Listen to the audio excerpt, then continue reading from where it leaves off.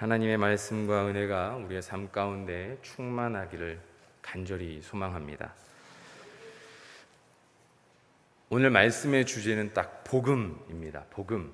1절에서 2절까지의 말씀에 예수 그리스도의 종 바울은 사도로 부르심을 받아 하나님의 복음을 위하여 택정함을 입었으니, 한번 말씀 띄워주시겠습니까?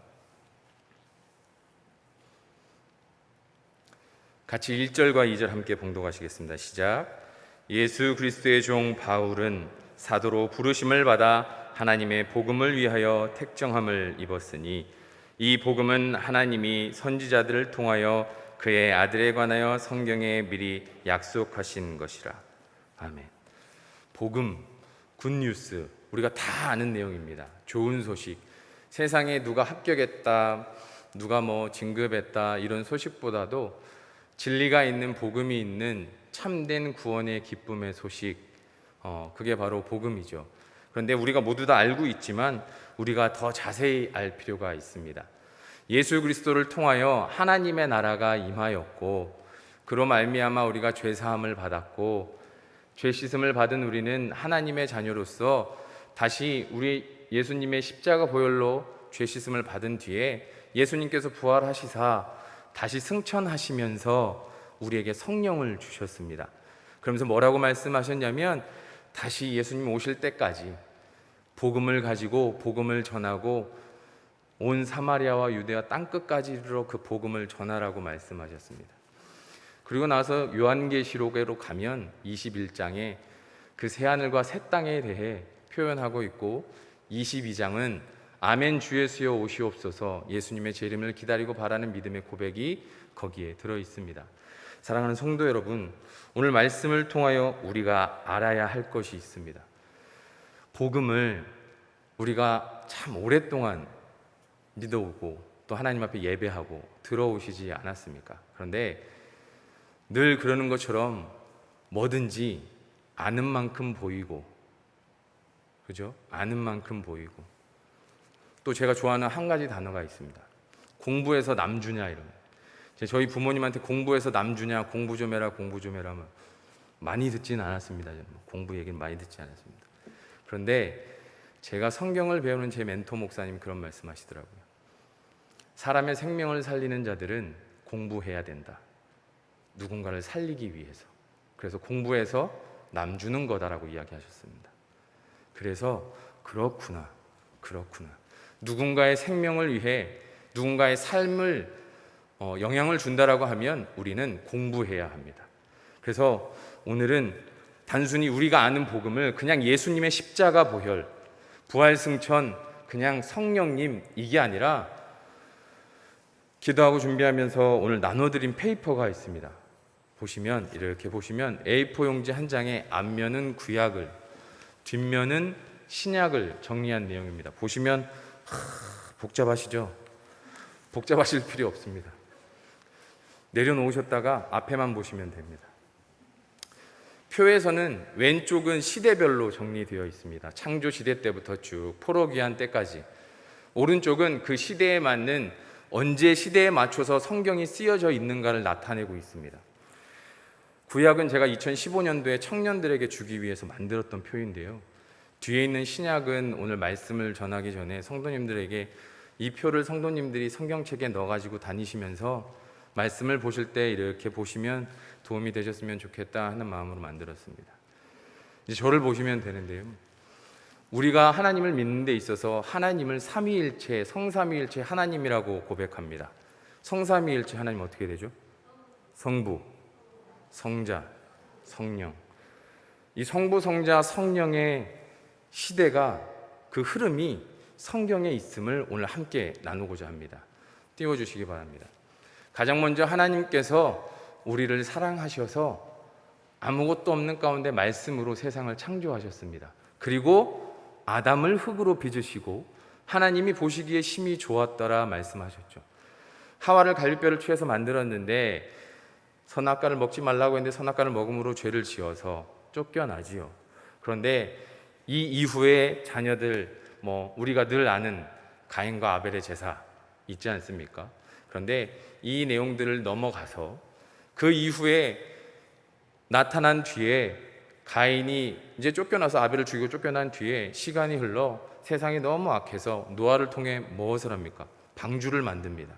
그래서 이 방주를 통해 홍수가 일어나고 다시 한번 재창조됩니다. 어떤 학자들은 이를 다시 비가 내리는 이것을 가지고 세례라고도 이야기합니다. 새롭게 다시 시작하는 세례, 물의 세례. 그래서 창조 시대가 끝나고 이어진 게 바로 족장 시대입니다. 아브라함, 우리가 아는 믿음의 조상 아브라함, 그 다음 이삭, 그의 아들 이삭, 그리고 야곱, 이삭의 아들 야곱과 에서 아시죠? 양털을 붙여서 팥죽으로 장자권을 샀던 야근 야곱, 그 야곱을 통해서 낳은 12아들, 그 중에 애굽으로 팔려간 요셉, 그리고 팔려간 그 요셉으로 말미암아 모든 이스라엘 백성이 뭐가 옵니까? 땅에 기근이 옵니다. 흉년이 옵니다. 그래서 아버지가 자녀들과 함께 뭘 합니까? 입애굽을 합니다. 그게 요셉입니다. 그 다음 모세를 하나님께서 보내셔서 출애굽 광야 시대로 합니다. 요셉 때 입애굽 들어갔다라고 하면 다시 하나님께서 인도하여 내신 출애굽, 모세를 통해 시작이 됩니다. 출애굽을 하고 40년의 광야 시대를 보내지요. 그 다음 나오는 게 정복 시대입니다. 여호수아를 통해서 가나안을 정복하죠. 1세대에 있는 여호수아와 갈렙. 그 이후에 가나안을 정복하고 땅을 지파별로 분배를 합니다. 그리고 살아가지요. 그러면서 도래하는 게 12사사, 사사시대가 돌아옵니다. 우리가 아는 온니엘부터 삼손까지, 중간에 드보라까지 12사사가 이 이스라엘 백성의 삶 가운데 리더로 서서 이끌어가며 제사장부터 앞에서 선지자부터 이 역할들을 감당을 하지요. 이 사사시대가 끝나고 삼손의 시대가 끝난 이후에 우리가 아는 이제 통일, 연합, 왕국 시대가 옵니다. 여기에서는 사울과 다윗과 솔로몬이 있는데요. 삼손 다음에 나오는 본문이 뭐냐면 사무엘상입니다. 사사기 이후에 이제 우리가 사사기, 룻기, 사무엘상을 보는데 사무엘상 첫 번째 나오는 게 뭡니까? 한나가 기도하죠. 아이가 없어서 성전에 올라가서 울며 기도합니다. 저에게도 아이를 주라고 막 했더니 엘리가 어찌 네가 술 취하여 왔느냐? 그게 아니라 제가 아이가 없어서 기도했습니다. 하나님이 네 기도를 들으실 것이다. 갔는데 아이를 가졌죠. 그게 누굽니까? 사무엘입니다. 이 사무엘을 통해서 하나님이 누구를 세우실까요? 왜 사무엘 얘기가 나왔을까요? 이스라엘의 첫 번째 초대왕 사울이 섭니다. 근데 사울이 서기 전에 사무엘을 통해서 이스라엘을 통치하고 하나님의 말씀을 들었는데 이스라엘 백성들이 욕심이 생깁니다. 이웃나라를 보면서 우리에게도 왕이 있으면 좋겠다. 12지파가 갈라져 살았었는데 우리에게도 왕이 있으면 좋겠다. 왕을 세워주십시오. 사무엘이 너무 가슴 아픈 거예요. 내가 뭔가 부족한가? 내가 뭔가 약했나? 하나님 앞에 열심히 기도했는데 하나님께서 말씀하십니다. 상심하지 말아라. 그들이 왕을 구했기에 왕으로 멸망할 것이다. 그리하여 사울을 왕으로 삼습니다. 사울을 왕으로 삼았는데 번제 월권을 하지요. 나중에 성장하고 다 가서 번제 월권을 해서 왕권이 다시 무너집니다. 그래서 다시 한번 이새의 아들 다윗을 통해 하나님께서 사울에서 다윗으로 옮기셔서 왕으로 세웁니다. 다윗이 된 뒤에 전쟁을 많이 해서 피를 흘렸어요. 다윗은 성전과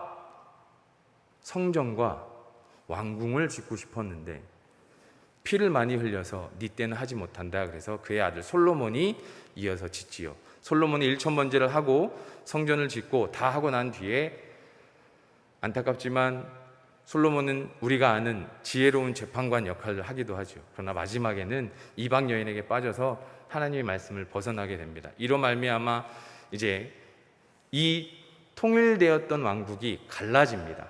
우리 북한과 남한처럼 북이스라엘과 남유다로 그때 갈라지게 됩니다.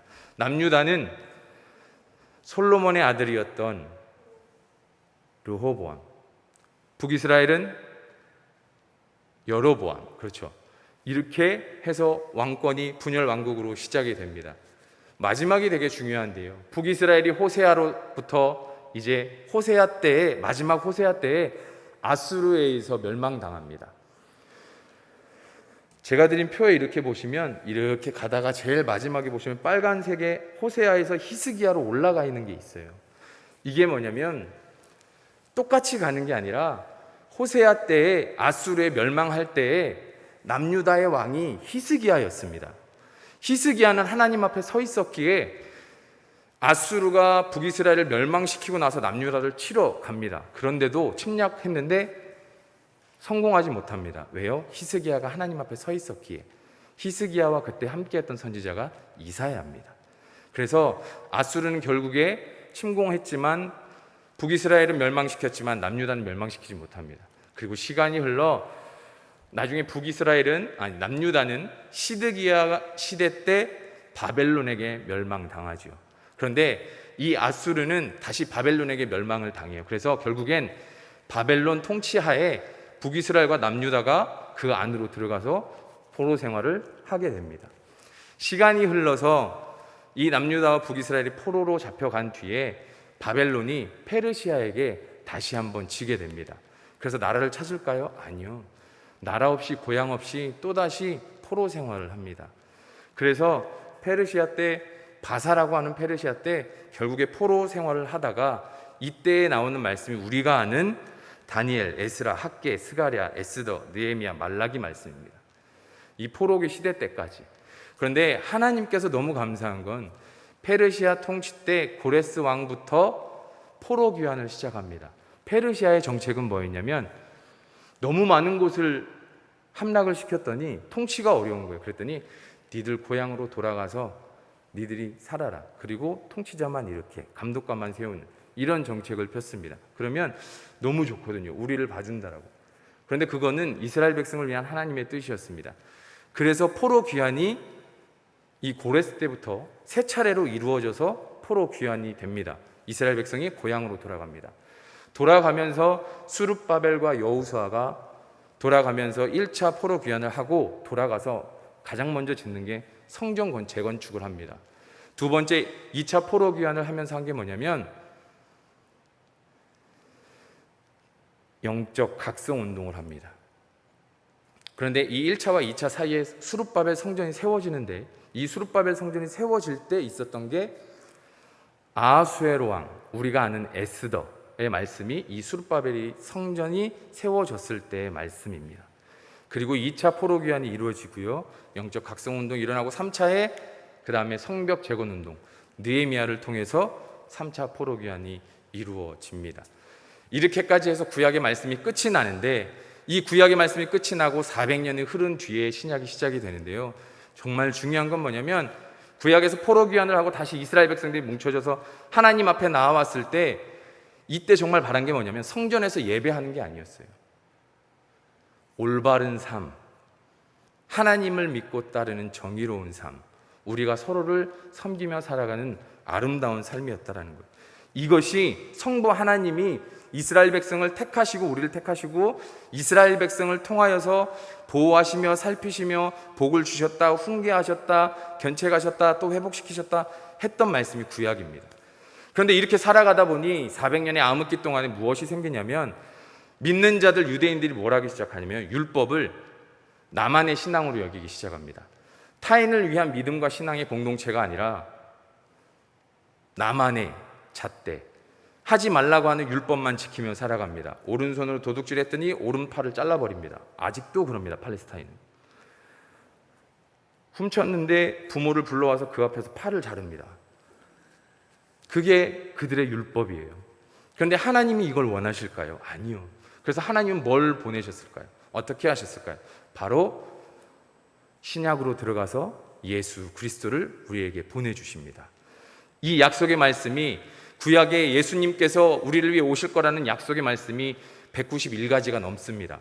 성취와 언약이. 그런데 그걸 다 담을 수는 없어서 중요한 것만 뒷부분에 제가 담았는데 중요한 건 이 말씀을 통해서 사복음서가 있죠. 같은 관점으로 보는 공간복음이 있고요. 이 공간복음은 마태, 마가, 누가죠. 사복음서는 요한복음까지입니다. 그런데 보면 특징이 다 있어요. 마태복음은 계보가 이어집니다. 왜일까요? 듣는 자들이 유대인이에요. 유대인들을 설득하려면 뭐가 있어야 될까요? 예수님의 혈통. 그들이 제일 중요시 여기는 게 혈통이거든요. 혈통에 대한 설명을 자세하게 합니다. 마가복음은요, 예수님이 종으로 오셨다고 이야기하면서 하나님의 아들 예수 그리스도의 복음의 시작이라. 복음은 예수님으로부터 시작이 되지요. 그래서 복음은 신약에만 나옵니다. 메시아는 요한복음에만 나옵니다. 요한복음은 영적 복음서이죠. 누가복음은요, 믿지 않는 자들이에요. 구약을 모르는 자들이에요.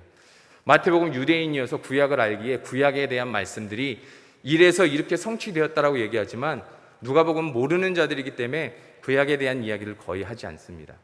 그래서 누가복음은, 마가복음은, 마태복음은 듣는 대상이 다르기에 같은 본문이어도 우리에게 주는 메시지와 교훈은 다르다라는 겁니다. 보면서 왜 같은 말씀일까? 궁금해하지 마시고요. 드림표를 이렇게 보시면서 한번 생각해 보시면 될 것 같습니다. 다 말씀드리기엔 시간이 너무 많이 갈 것 같고요. 이렇게 해서 예수님이 오셨어요.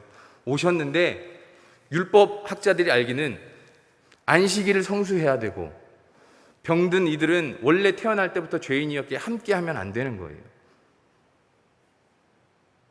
그런데 예수님이 오셨는데 자꾸 이것들을 다 행하시는 거예요. 그랬더니 율법으로 사는 바리새인들, 사두개인들, 서기관들 이해가 되지 않죠. 당연하죠. 예수님이 이 땅에 오신 이유와 목적이 무엇이냐면 마태복음 5장 17절 함께 보시겠습니다. 함께 봉독하시겠습니다. 시작. 내가 율법이나 선지자를 폐하러 온 줄로 생각하지 말라. 폐하러 온 것이 아니요 완전하게 하려 함이라. 예수님이 오신 건 완전하게 하시기 위해서. 어떻게? 무엇으로요? 예수님이 오시면서 뭐가 도래했다고 얘기하냐면 하나님의 나라가 가까이 왔대요. 하나님의 나라는 죄 없는 사람만 들어갈 수 있어요. 근데 우리는 다 죄가 있잖아요. 그래서 하나님께서 예수 그리스도를 통해서 우리에게 십자가 보혈로 죄 씻음을 주셨죠. 그런데 이 죄 씻음만 주신 게 아니라 뭘 주셨습니까? 고아와 객과 과부와 소외당하고 병든 자들을 찾아가셨어요. 사랑은 율법의 완성이라고 했거든요. 그래서 이것이 사랑이다라고 보여주신 거예요. 그래서 예수님께서는 율법으로만 살지 말고 이웃을 사랑하라고, 내 이웃을 사랑하고 용서하고 살아가라고, 이게 진짜 하나님의 말씀이라고 예수님이 가르쳐 주셨어요. 그리고 예수님께서 십자가에 못 박혀 돌아가시고 승천하실 때 이제 복음서는 끝나고 사도행전으로 들어갑니다. 사도행전까지만 알면 그 뒤에 서신서는 그냥 읽으시면 돼요. 사도행전 1장에 나오는 내용이 뭐냐면 예수님께서 부활하시고 제자들을 만나셨어요. 우리 사도행전 1장 5절부터 6절까지 제가 봉독하겠습니다. 요한은 물로 세례를 베풀었으나 너희는 몇 날이 못되어 성령으로 세례를 받으리라 하셨느니라. 다음 구절이요. 우리가 성령을 받으면 어떻게 되죠? 성령이 너희에게 임하시면 너희가 권능을 받고 예루살렘과 온 유대와 사마리아 땅끝까지 이르러 내 증인이 되리라 하시니라. 아멘. 우리가 예수님이 그리스도이심을 고백하려면 그냥 우리가 해서는 안 돼요. 복음은 회개가 없으면 성령을 받을 수가 없어요. 성령을 받을 수 없으면 복음을 온전히 전할 수가 없어요. 복음의 증인이 될 수가 없어요. 왜 그럴까요? 복음을 전하는 일은 너무 고된 일이고 너무 아픈 일이고 너무 가시밭길을 걸어야 되는 일이에요. 근데 성령을 받으면 그 모든 게 기쁨이 될 수 있는 힘이 생기는 거예요. 사도행전을 통해서 예수님이 올라가시면서 이제 내가 할 일은 끝났다. 하늘보좌로 승천하시면서 뭘 보내주셨어요? 성령을 우리에게 보내주신 거예요. 그래서 성부 하나님, 세상을 창조하시고 계획하시고 우리를 이끄시는 성부 하나님, 그리고 이 율법을 완성케 하기 위해 사랑과 죄 씻음으로 죄인된 우리를 구원하신 성자 예수님, 그리고 이 복음을 전함에 있어서 세상에 지지 않고 세상을 싸워 이기며 자랑스럽게 하나님을 선포할 수 있는 힘, 성령 하나님. 그래서 성부, 성자, 성령 하나님을 우리에게 보내주신 줄 믿으시기 바랍니다. 그렇다면 우리는 이 복음을 들었을 때 보시면 1절에 성령을 받았어요, 제자들이. 그리고 이 제자와 사도들이 유대인과 예루살렘 사람들한테 이 복음을 전합니다. 그러고 났더니 이들이 뒤집어지기 시작합니다. 자신들의 소유를 팔고 모이기에 힘쓰고 말씀 보고 찬양하고 기도하고, 이게 너무 즐거운 거예요. 눈만 떴다 하면 교회 와서 말씀 보고 찬양하고 기도하고 대화 나누고 또 말씀 보고 찬양하고 기도, 이게 너무 행복한 거예요. 왜 그럴까요? 모이는 공동체가 말이 통하기 시작하는 거예요. 복음의 믿음의 고백이 통하기 시작하는 거예요. 저 사람이 나를 어떻게 볼까가 아니라 하나님 앞에 주시는 그 말씀에 꿈을 꾸고 비전을 갖고 사랑을 나누고 실천하며 살아가면서 서로가 서로에게 복음이 되는 삶이 살아가니까 교회에 모이는 게 너무 기쁜 거예요. 그러니 날마다 하나님이 보내시는 거예요, 사람을. 먼발치에서 보는 사람들도 저 교회 가면 좋겠다 하고 부흥이 되는 거예요. 전도와 부흥은 우리가 하는 게 아니라 하나님이 하시는 줄 믿으시기 바랍니다. 우리가 아니에요. 우리 안에 성령이 있지 않으면 우리는 부흥할 수가 없어요. 사랑하는 성도 여러분, 이 부흥, 이 성령으로 말미암아 이제 사도들이 열심히 이 초대교회 복음을 전합니다. 근데 부흥이 되니까 너무 힘들어요. 그래서 누굴 뽑습니까? 7 집사를 뽑습니다. 성령과 지혜가 충만한 7 집사. 그들에게 교회를 맡기고 말씀과 설교하는 일에 충성을 다합니다. 그리고 이후에 시간이 지나 베드로가 다니고 복음을 전하고 이 7 집사 중에 스데반 집사가 돌에 맞아 죽지요. 누구에게요? 사울에게요. 그 사울이 구장에서 예수님을 만나고 회개하고 변화되어 바울이 되어 이제 사도행전 13장에서부터 1차 전도 여행을 시작합니다. 페이지를 보시면 1차 전도여행, 2차 전도여행, 3차 전도여행 밑에 써있는 신약의 말씀들이 그때 당시에 썼던 말씀들입니다. 파란색은 교회들에게 쓰는 내용들, 보라색은 개인들에게 보내는 편지들. 그리고 난 이후에 바울이 보내고 난 뒤에 오른쪽에 일반 서신은 뭐 주의 형제 야고보의 동생부터 해서 쭉 나오지요. 중요한 건 마지막 요한계시록 묵시록입니다. 19장부터 22장까지의 말씀. 1장부터 우리가 보면 되게 좋겠지만 4장부터의 말씀은 2장과 4장은 7 교회에 대한 얘기, 4장부터는 재앙과 또 심판에 대한 이야기입니다. 19장부터는 재림에 대한 얘기, 하나님의 나라, 새하늘과 새 땅에 대한 이야기, 그 다음에 마지막 22장 아까 말씀드렸던 것처럼 아멘, 주 예수여 오시옵소서. 정신없으시죠? 사랑하는 성도 여러분, 이렇게까지가 신약에서 구약까지입니다. 이걸 자세히 공부하려면 얼마나 많은 시간이 있을까요? 그런데요, 자신 있게 말씀드릴 수 있는 건 하나님의 말씀을 공부하고 거기에 매진하면요, 공부가 아니고요, 은혜가 계속 갑절로 들어옵니다. 그 은혜를 나눌 수 있는 그 시기가 코로나가 빨리 사라지고 우리에게 속히 임하기를 간절히 소원합니다. 우리가 복음을 어떻게 믿어야 할까요? 우리가 복음을 믿는다고 하는데 아까 말씀드렸던 것처럼 성령이 아니고선 믿을 수 없잖아요. 어떻게 믿어야 할까요? 마가복음 1장 15절 같이 봉독하시겠습니다. 제가 봉독하겠습니다. 이르시되 때가 찼고 하나님의 나라가 가까이 왔으니 회개하고 복음을 믿으라 하시더라. 조금 전에 말씀드렸지만 복음은 회개하지 않으면 믿을 수가 없어요. 회개라는 건 뭐냐면 나는 죽고 내 안에 아무것도 없고 나는 부족한 자이고 가장 중요한 건 저는 죄인입니다. 제가 생활하다 보면서 참 부끄러울 때가 종종 있습니다. 이 부끄러울 때가 언제일까요? 잘생겼다는 얘기를 들을 때일까요? 그건 종종 들어서 죄송합니다. 잘생겼다가 아니라 설교 준비할 때입니다. 말씀 준비할 때 하나님의 말씀을 보고 묵상을 하고 깊이 들어갈수록 참 제가 이 말씀을 전해도 될까? 내가 이 이야기를 해도 될까? 나도 이 말을 전하기엔 내가 너무 부끄러운 모습으로 지난주 살았는데 이럴 때가 참 많이 있습니다. 말씀을 준비하면서 참 부끄럽기도 하지만 한편으로는 참 감사하기도 했습니다. 그 부끄러움을 느낄 수 있다라는 게, 그 부족함을 느낄 수 있다라는 게 얼마나 감사했는지 모릅니다.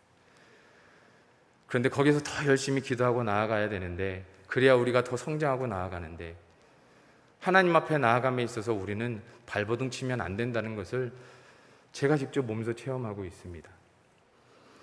우리는 회개가 없으면, 성령을 받지 않으면 복음은 우리가 그냥 아는 내용, 들었던 내용에 그칩니다.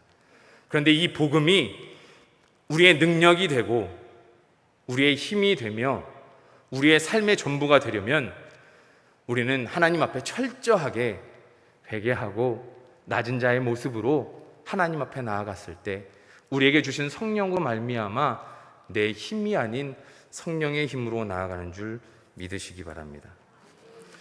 되게 복음을 믿으면 복을 받는다고 생각하시지만 서운하게 들리실 수도 있겠지만 구약은 그래요. 구약은 이스라엘 백성이 세워지는 때였기 때문에 땅을 기업으로 받고 재물을 전쟁을 취하고 그렇게 해서 복을 받았는지 모르겠지만 생각해 보면 지금 말씀을 보면 남아있는 건 아무것도 없어요. 그렇게 땅을 기업으로 받고 재물을 받았지만 결국엔 타락해서 다시 한번 하나님 앞에 내쫓긴 바 되었죠. 그래서 포로 생활까지 간 거예요. 사랑하는 성도 여러분, 우리가 취할 복은 이 땅에 있지 않다는 걸 기억하시기 바랍니다. 계시록 21장을 그럼 우리는 정말 구원받고 하나님의 뜻을 바라보며 살아갈 수 있어 라고 얘기하지만 아쉬움이 생길 수 있어요. 요한계시록 21장 보시면 우리가 하나님과 거할 처소에 대한 설명이 자세히 나와 있습니다. 성벽이 어떻게 무엇으로 만들어졌는지, 어떤 보석으로 되어 있는지 정 그리우시다면 보시면 됩니다. 그런데 사랑하는 성도 여러분, 우리가 이 땅에 살아가면서 우리가 취할 복은 그게 아닌 거예요. 그래서 예수님은 부자가 천국에 들어가는 게 낙타가 바늘구멍 들어가는 것보다 어렵다고 하시는 거 아니겠습니까? 하나님과 재물 두 주인을 섬길 수 없다고 이야기하신 거예요.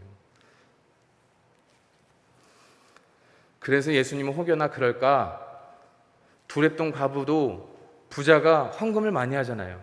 그런데 그게 단순히 그런 게 아니라 가서 나는 하나님을 잘 믿어서 이만큼의 복을 받았다라고 얘기하면 하나님을 잘 믿은 과부 두렙돈 여인은 어떨까요?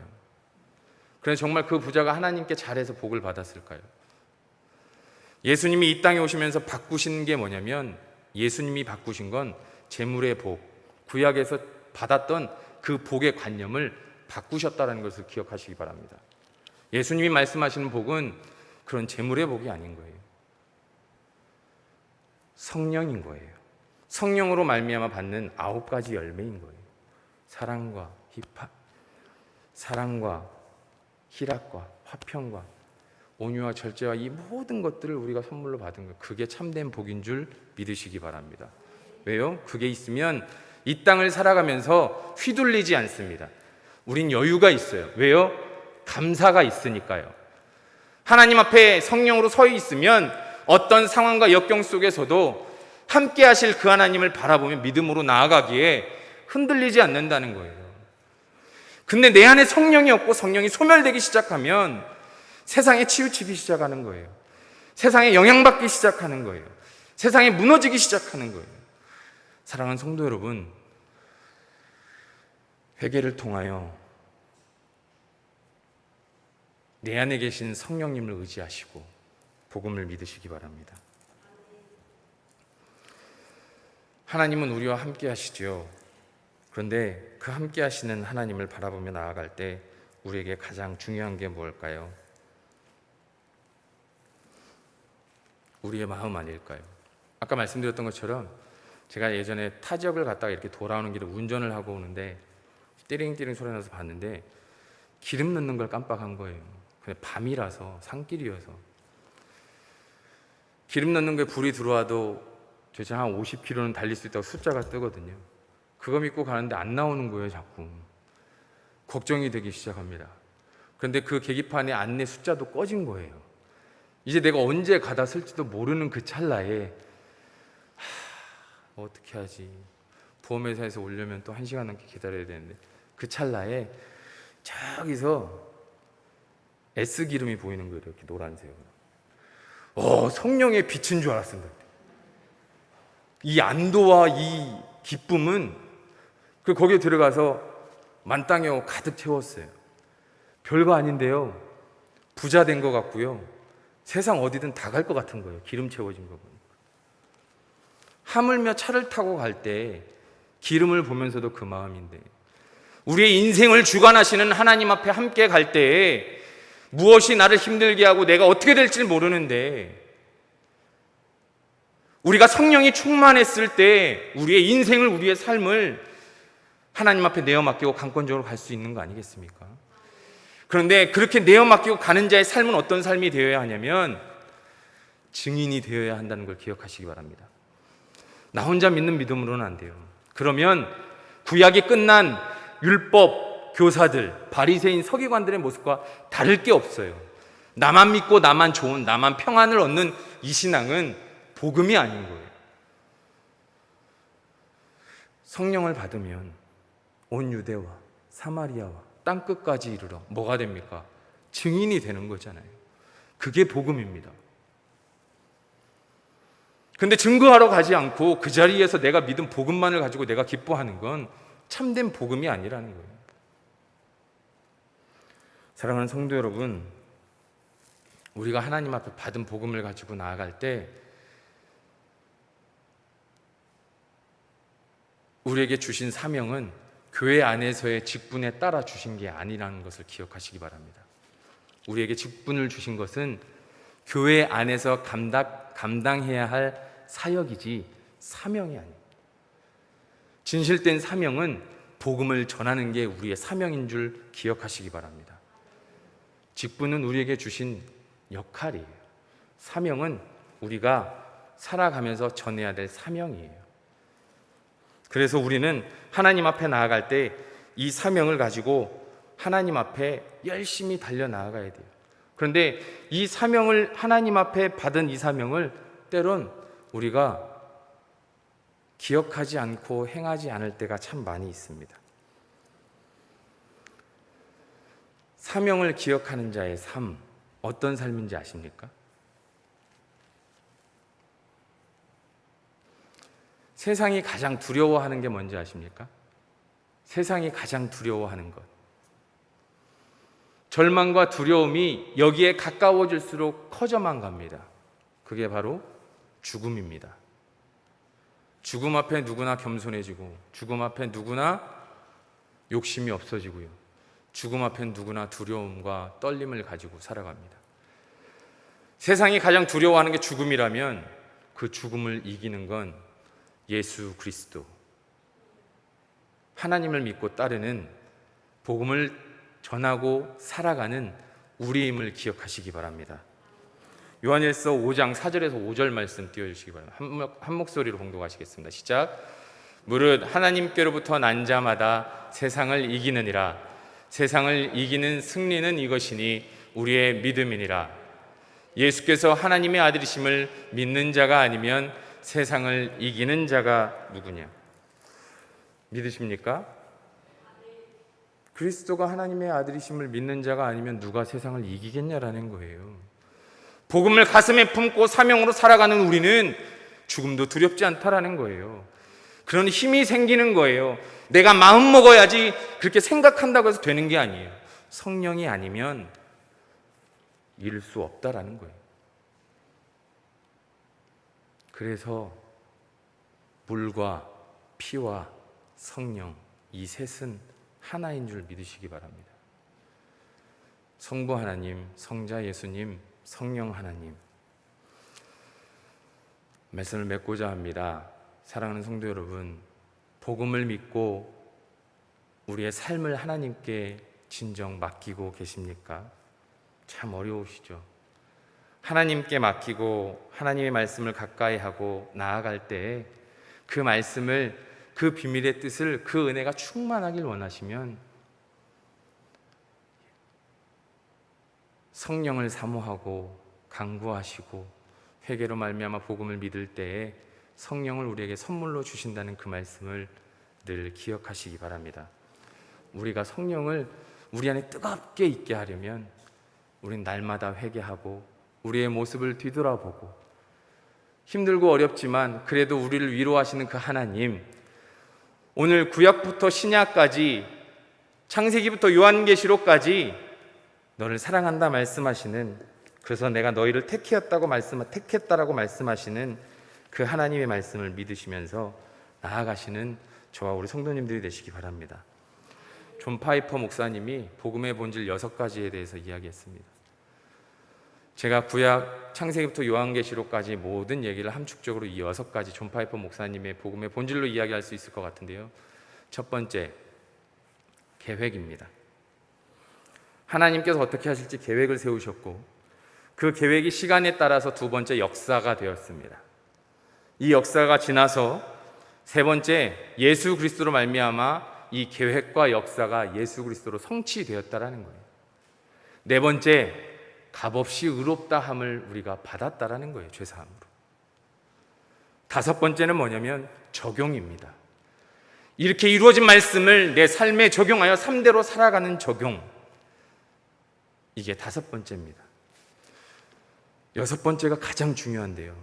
이 여섯 번째는 뭐냐면 이 모든 것이 하나님께로 가까이 나오게 하기 위함이라는 것을 기억하시기 바랍니다. 그게 복음이에요. 오늘도 예수 그리스도의 십자가 앞에 그 은혜를 기억하며 우리를 사랑하신 하나님의 그 사랑을 기억하며 성령의 인도하심으로 오늘 이 자리에 나오신 성도님들과 가정에서 함께 예배하시는 우리 성도님들의 삶 가운데 하나님의 은혜와 성령님의 충만한 감동이 가득하시기를 축원합니다. 제가 어떤 이야기를 하는 것보다 오늘 말씀에 로마서 1장 7절의 말씀이 우리에게 그 힘이 아닐까 싶습니다. 같이 봉독하시겠습니다. 마지막 로마서 1장 7절의 말씀입니다. 같이 봉독하시겠습니다. 로마에서 하나님의 사랑을 받고 성도로 부르심을 받은 모든 자에게 하나님 우리 아버지와 주 예수 그리스도로부터 은혜와 평강이 있기를 원하노라. 아멘.